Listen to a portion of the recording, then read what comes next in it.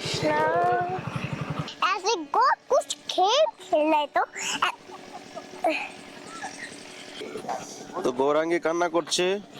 শুরু হলো কি খাওয়া দাওয়া নিয়ে শুদ্ধতা, এই যে খাওয়া দাওয়ার শুদ্ধতা শুরু হলো, তাদের সঙ্গে যুদ্ধ শুরু হলো, মার ঝগড়া, কথা কাটাকাটি, হাজারো কষ্ট, হাজারো মানে ভগবানের কাছে শুধু যেতাম আর কান্না করতাম। চোখ সুন্দর ফুলের বাগান, এখানে বসে আমরা এনজয় করছি। তো হেঁটে হেঁটে স্কুলে যেতাম, এইভাবেই আর কি আমার স্কুল লাইফটা চলেছে। আর তো আজকে সিরাজ আমাদের লালজি দর্শন করে নিন। আর কালকে হলো একাদশী, তো একাদশীতে তো আমাদের ফুল বাংলা। রাধে রাধে সবাইকে বৃন্দাবন ফ্যামিলি ব্লগে সুস্বাগতম। প্রিয় ভক্তগণ, আশা করি সবাই ভালো আছেন, সুস্থ আছেন। আগামীকাল একাদশী, তো আজকে আমরা একটু বিকেলবেলা বেরোবো। আজকে ভিডিওটা খুবই সুন্দর হতে চলেছে, তো ভিডিওটা শেষ পর্যন্ত দেখুন। আর যারা এখনও চ্যানেলটি সাবস্ক্রাইব করে নিন, সাবস্ক্রাইব করে পাশে থাকেন। রাধে রাধে।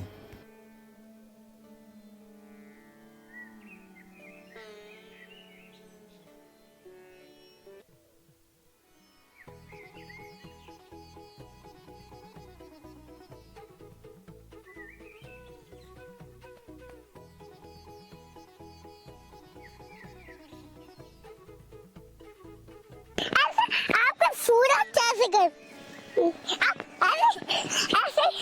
ऐसे कुछ भी तो स्वीट स्वीट स्वीट मारो, स्वीट स्वीट मार रहा मैं, आप मारे स्वीट।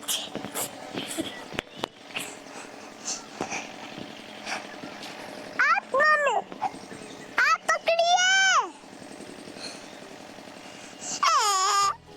इधर इधर लेके आओ। ऐसा आप करते हो ना जैसे आप खेल रहे हो।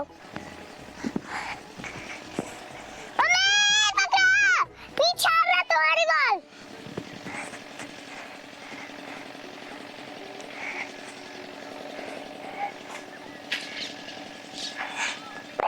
मम्मी आपके पीछे बॉल आ रहे हैं, पीछे तुम्हारे पेट में मार दूंगा। चल गई। तो आप ऐसे कर लो, ऐसे को कुछ खेल खेलना है तो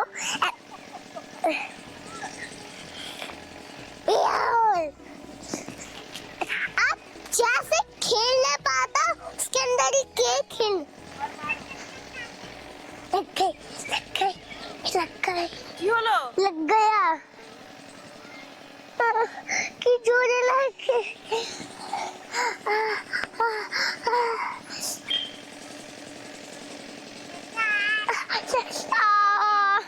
लोग गाछ कूदते हैं।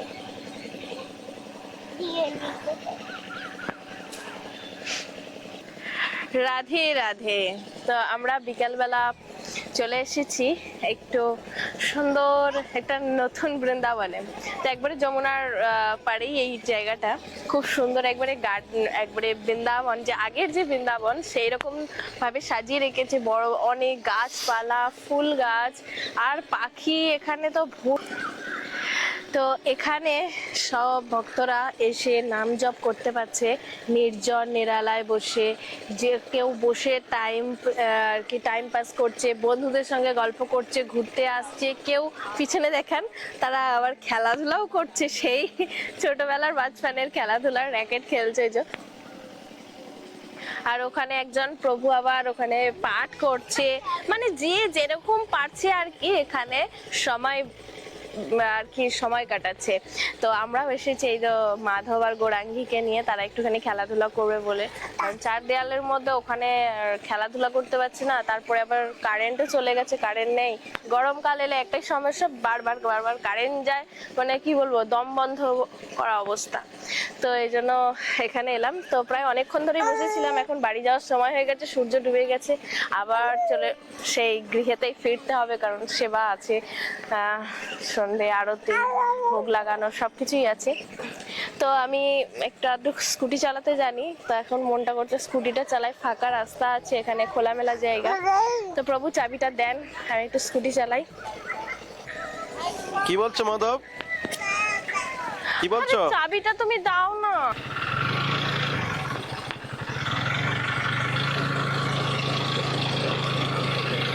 জয় হো দামোদর, জয় নৃসিংহ ভগবান কি জয়। তো গৌরাঙ্গী কান্না করছে। মাধব, গৌরাঙ্গী কি হলো? নিয়ে গেল না? ঠিক আছে, তো বসে বসে কান্না করো। কৃষ্ণ কৃষ্ণ।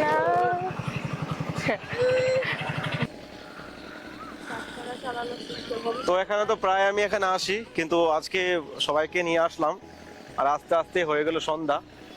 তো এখানে বসে থাকা, এদিকে এত সুন্দর বানিয়েছে না, পুরো ফরেস্ট বানিয়েছে, পুরো আমাদের যেই দাপর কালের যে বৃন্দাবন না, সেটা বানিয়েছে। ফুলের বাগান সুন্দর, এই দেখুন কত সুন্দর ফুলের বাগান।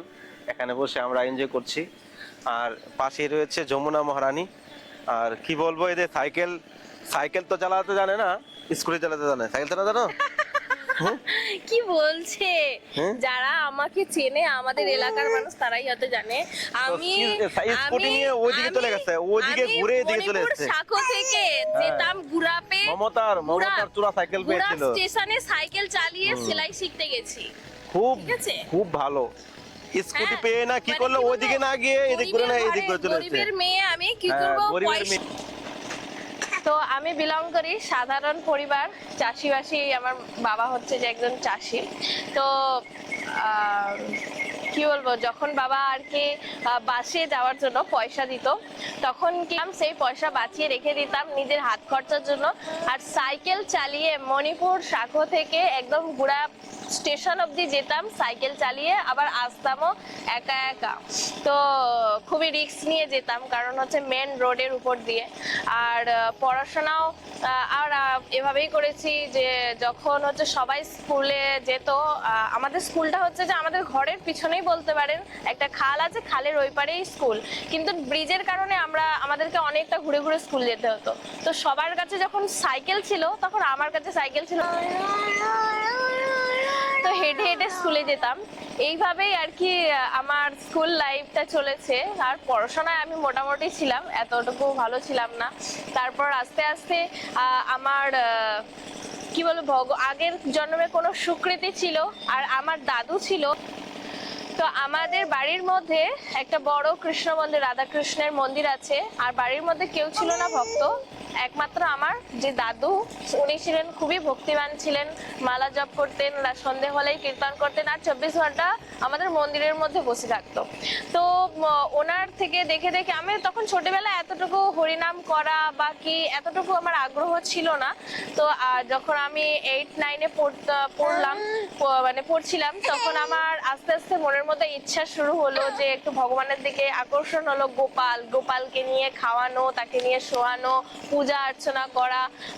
মাটির, যখন আমরা ছোটবেলায় তো জানেনই সবাই কম বেশি, যে মাটির হাঁড়িতে, তারপর হচ্ছে যে এইসব মাটির লতা পাতা নিয়ে খেলাধুলা করতো, এগুলোই রান্না করে ভগবানকে খাওয়াতাম, ভোগ লাগাতাম।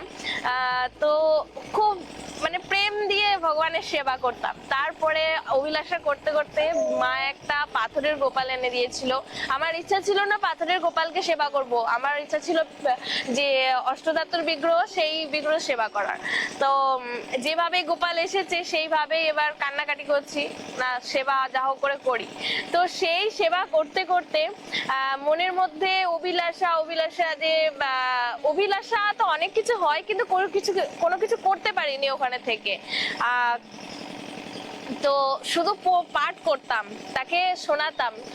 সকাল থেকে শুরু করে সকালবেলা সারাদিন সেবা পূজা করে মালা গাঁথা, তাকে কত সুন্দর করে সাজাবো না করব, সেই সব চিন্তা ভাবনা করতাম। আর যেটুকু আমার কাছে পয়সা থাকতো সেগুলো দিয়ে গোপালের জন্য যা ড্রেস কিনবো, তারপর হচ্ছে তার জন্য ফুল নিয়ে আসবো সুন্দর সুন্দর।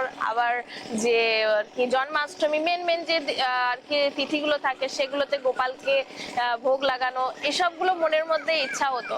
তারপর থেকে এইসব ভাগবত গীতা পাঠ করতে করতে মনের মধ্যে শুদ্ধতা এলো। শুদ্ধতা আসতে তখন পরিবারের সঙ্গে লড়াই শুরু হলো, কি খাওয়া দাওয়া নিয়ে শুদ্ধতা, এই যে খাওয়া দাওয়ার শুদ্ধতা শুরু হলো, তাদের সঙ্গে যুদ্ধ শুরু হলো, মার ঝগড়া, কথা কাটাকাটি, হাজারো কষ্ট, হাজারো মানে ভগবানের কাছে শুধু যেতাম আর কান্না করতাম, চোখ দিয়ে জল, আমি তো চাই না খেতে, কেন এটা বুঝছে না গো। তো ফাইনালি মানে এই চোখের জল ফেলতে ফেলতে তারপর গোপাল কৃপা করে দিল, বলছে যে যা তোকে আর খাওয়া দাওয়া সব করতে হবে না। তারপর কষ্ট কষ্ট করে ছাড়া গেল। তারপর আস্তে আস্তে মালা তিলক এসব ধারণ করতে শুরু করলাম। আর শেষমেশ এমন একটা আমার জীবনে পরিস্থিতি এলো যে আমাকে এবার আমার গৃহ ত্যাগ করতে হবে, সব মায়া আমাকে ত্যাগ করতে হবে, আমাকে এই জায়গা ছাড়তে হবে।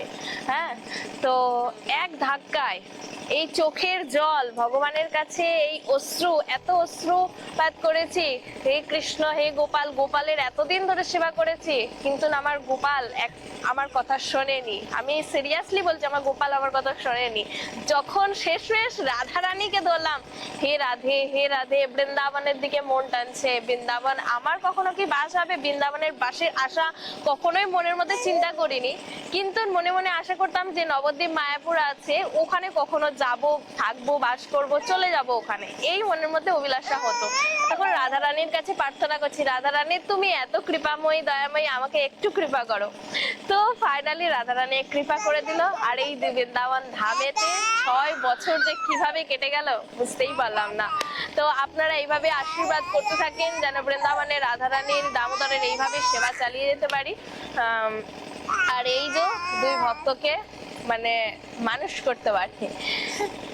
কি ও অনেকক্ষণ এসেছে, এখন মাধব অস্থির হয়ে যাচ্ছে, এবার বাড়ি যাওয়ার সময় হয়ে গেছে। তো চলেন ভিডিওটা দেখতে থাকেন। হরি বল।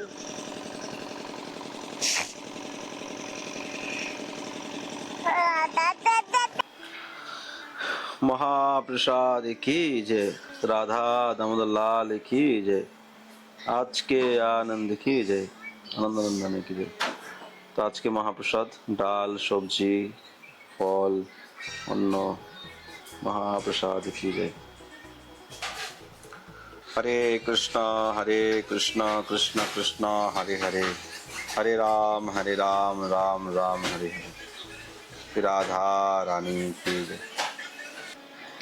वृंदावन धाम की जय, आज के आनंद की जय, आनंद नंदन की जय, जय जय श्री राधे श्याम, सबको मिले श्री वृंदावन धाम। राधे राधे। तो आज के श्री राधा दामोदर लाल जी दर्शन করে নিন। কাল কি হলো একাদশী, তো একাদশীতে দামোদরের ফুল বাংলা নতুন সিঙ্গার ড্রেস সমস্ত কিছু হবে। তো আপনারা যদি কেউ একাদশী উপলক্ষে দামোদরের ফুল বাংলায় যুক্ত হতে চান, একাদশীতে ভগবানকে ফুল দিয়ে সাজাতে চান, তাহলে স্ক্রিনে দেওয়া নম্বরে ফোনপে গুগল পে করতে পারেন আর রাধা রানীর সেবায় যুক্ত হয়ে আপনাদের মনস্কামনা সার্থক করতে পারেন। ভগবানের জন্য যেটা করবো এটা আমাদের জীবনে অক্ষয়, এটা আমাদের জীবনের সঙ্গে যাবে। আর এই জগতে যা কিছু করছি সব কিছু হলো একদিন সমাপ্ত হয়ে যাবে। এই জন্য কৃষ্ণের জন্য কিছু করুন, তাহলে জীবনের কল্যাণ হতে পারে। তো আজকে দামোদরের দর্শন কেমন লাগছে অবশ্যই কমেন্ট করবেন।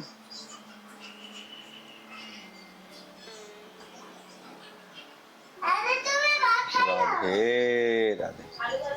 রাধা দামোদর।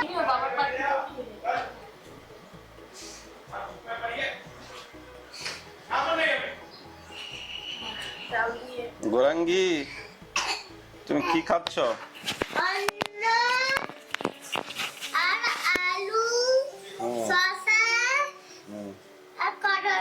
আচ্ছা,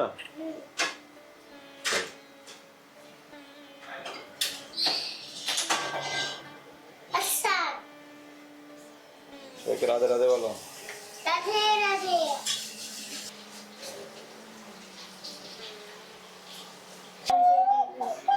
কি করছো মাধব তুমি? মাধব রাধে রাধে। তো আজকে ভিডিওটা আর বেশি বড় করছি না, আপনারা কালকে ভোলি হিস্ট্রি শুনেছেন। আর আমাদের জীবনে এটাই, কষ্ট যখন আমরা করব তখনই আমরা ভগবানকে স্মরণ করতে পারবো। যতদিন পর্যন্ত আমাদের জীবনে কষ্ট আসবে না, ততদিন পর্যন্ত আপনি ভগবানের কৃপাটাকে অনুভব করতে পারবেন না। তো কষ্ট আসলে ভগবানের কৃপাটাকে অনুভব করা যায়, সত্যি। তো এটাই বাস্তব। জীবনটা খুবই ছোট, এই ছোট সময়ে যদি ভগবানের জন্য কিছু করেন, ভগবানের ভজন করেন, তাহলে হয়তো এই জন্যই ভগবানের ধাম লাভ করতে পারবেন। এই জগৎটা হলো দুঃখালয়, এখানে দুঃখ কষ্ট আপনার জীবনে থাকবেই। পুনরাম জননম পুনরাম মরণম, মৃত্যু জন্মচক্র থেকে কেউ আপনাকে বাঁচাতে পারবে না। একমাত্র ভগবানের চরণে যদি আপনি পৌঁছান, উনি আপনাকে বাঁচাতে পারে, আর এই জগতে কেউ বাঁচাতে পারবে না।